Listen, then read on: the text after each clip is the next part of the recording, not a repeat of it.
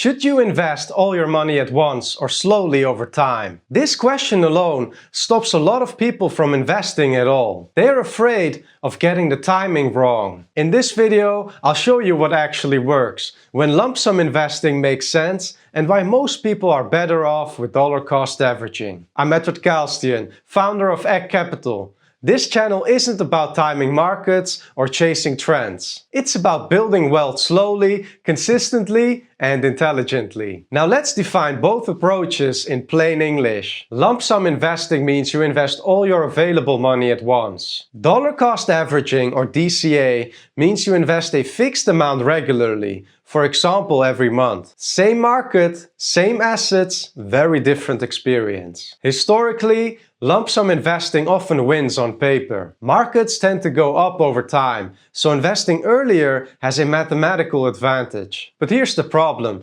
That assumes you invest perfectly and stay invested. And most people don't. The biggest risk in investing is not returns, it's behavior. When you invest a lump sum and the market drops, panic sets in, doubt creeps in, and many people sell at the worst possible time. Dollar cost averaging reduces that risk. You don't have to be right about timing, you just have to be consistent. Lump sum investing can make sense if you have long-term experience with market ups and downs, you're emotionally disciplined, you won't panic during drawdowns, and you won't check prices every day. If that's not you, and that's okay, DCA is the safer choice. Choosing DCA is not being conservative, it's being realistic. Dollar cost averaging is better if you're a beginner, you're investing from income, you want less stress, and you value consistency over optimization. DCA turns investing into a habit, not a decision. So instead of overthinking this, here's the way I want you to look at it. If you're investing money from your paycheck every month,